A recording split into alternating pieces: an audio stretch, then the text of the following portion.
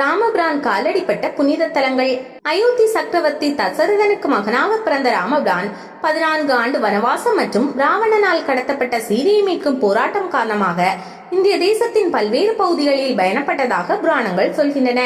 அப்படி அவர் காலடிப்பட்ட சில முக்கியமான இடங்களை நாம் பார்ப்போம். அயோத்தி ராம ஜென்மபூமி என்று அழைக்கப்படும் இந்த இடம்தான் ராமர் பிறந்த ஊர். சிறு பிள்ளையாக அவர் விளையாடியதும் 14 ஆண்டுகால வனவாசத்திற்கு பிறகு அவர் அரியணையில் அமர்ந்து அரசாட்சி செய்ததும் இந்த இடம்தான். தமிழில் ராமாயணத்தை எழுதிய கம்பர், வடநாட்டில் ராமாயணத்தை எழுதிய துளசிதாசர், மகாத்மா காந்தி போன்றவர்களுக்கு உத்வேகம் அளித்த ராமநாமத்தின் ஊற்றுக்கண் இந்த இடமாகும். வாரணாசியிலிருந்து 189 கிலோமீட்டர் தூரத்திலும் லக்னோவிலிருந்து 128 கிலோமீட்டர் தொலைவிலும் இருக்கிறது. அயோத்தி வாரணாசியிலிருந்து லக்னோ செல்லும் ரயில் மார்க்கத்தில் இருக்கிறது. அயோத்தி ரயில் நிலையம். அக்சர் விஸ்வாமித்திரர் தன்னுடைய யாகத்திற்கு இடையூறாக இருக்கும் தாடகையை அழிப்பதற்காக ராமனையும் லட்சுமணனையும் காட்டிற்கு அழைத்து சென்றார்.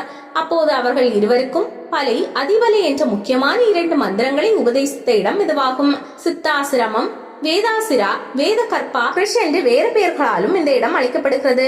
பாட்னாவிலிருந்து முகல்சராய் செல்லும் ரயில் மார்க்கத்தில் முக்கியமான ரயில் நிலையம் அக்சர். அகல்யா குண்ட். பல 100 ஆண்டுகளாக கல்லாக கிடந்த அகல்யை காட்டிற்குள் வனவாசம் வந்த ராமனின் காலடிப்பட்டு சாப விமோசனம் பெற்றார். அந்த இடம் அகல்யா குண்ட் என்று வழங்கப்படுகிறது. சீதமடி தர்பங்கா ரயில் மார்க்கத்தில் கம்தவுல் என்ற ரயில் நிலையத்தில் இறங்கி மேற்கே 15 மைல் தொலைவு சென்றால் அஹியா என்ற இடம் உள்ளது. இங்கு கௌதம குண்ட் என்ற இடம் இருக்கிறது. இங்கிருந்து 5 கிலோமீட்டர் தொலைவில் அகல்யா குண்ட் உள்ளது. ஜனக்பூர். மிதிலை நாட்டை ஆண்ட ஜனகரின் அரசாட்சி நடைபெற்ற இடம் இந்த ஜனக்பூர். இங்கிருந்த பெரிய மைதானத்தில் தான் சீதையை மணப்பதற்காக சிவதனுசுவை ராமர் முறித்த சம்பவம் நிகழ்ந்திருக்கிறது. சீதமடி என்ற இடத்திலிருந்து சுமார் 40 கிலோமீட்டர் தூரத்தில் ஜனக்பூர் உள்ளது. வால்மீகி ஆசிரமம்.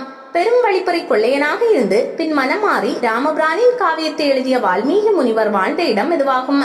பிரயாகிக்கு தெற்கே 30 கிலோமீட்டர் தூரத்தில் இந்த இடம் உள்ளது. மேலும் 2 இடங்களையும் வால்மீகி ஆசிரமாக கூறுகின்றனர். கான்பூர் அருகே பிடூரில் உள்ள கங்கை கரையிலும் சீதாமடி அருகேயும் வால்மீகி முனிவர் வசித்ததாக சொல்லப்படுகிறது. சித்திரகூடம். ராமர் வனவாசத்தில் முக்கிய இடம் இது. ராமர் 14 ஆண்டுகள் வனவாசம் சென்ற போது சீதை மற்றும் லட்சுமணனுடன் இந்த சித்திரகூடம் பகுதியில் சில மாதங்கள் தங்கியிருந்தார். அங்கு அனுசூயா, அத்ரி, மார்க்கண்டேயர் ஆகிய ரிஷி பெருமக்களுடன் ராமரும் தவம் இயற்றியதாக ராமாயணம் சொல்கிறது. அலகாபாத்தில் இருந்து ஜபல்பூர் செல்லும் ரயில் மார்க்கத்தில் மாணிக்பூர் ஜங்ஷன் உள்ளது. இங்கிருந்து 36 கிலோமீட்டர் தூரத்தில் இருக்கும் சித்திரகூடம் ரயில் நிலையத்தில் இறங்கி இந்த பகுதிக்கு செல்லலாம். பஞ்சவடி. அயோத்தியிலிருந்து தெற்கு நோக்கி பயணித்த ராமபிரான் சில முனிவர்களின் வேண்டுகோளின்படி ஓரிடத்தில் தங்க சம்மதிக்கிறார். அது 5 ஆலமர கூட்டம் இருக்கும் இடம். எனவே அது பஞ்சவடி என்று அழைக்கப்பட்டது. இங்கிருந்துதான் சீதையை ராவணன் கடத்தி சென்றான் என்று ராமாயணம் சொல்கிறது. மும்பையிலிருந்து புசாவல் செல்லும் ரயில் தடத்தில் நாசிக் ரோட் என்ற பெரிய ரயில் நிலையம் உள்ளது. இங்கிருந்து 8 கிலோமீட்டர் தொலைவில் பஞ்சவடி இருக்கிறது. கிஷ்கிந்தா. வாலியும் அவன் இறந்த பிறகு சுக்ரீவனும் அரசாட்சி செய்த வானர நகரம் இதுவாகும்.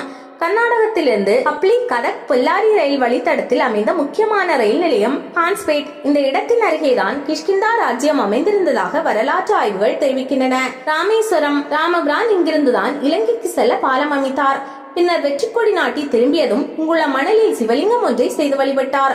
அந்த மணலிங்கம் தான் ராமேஸ்வரத்தில் உள்ள ராமநாதர் கோவிலின் மூலவராக இன்றளவும் உள்ளதாக தலபுராணம் தெரிவிக்கிறது.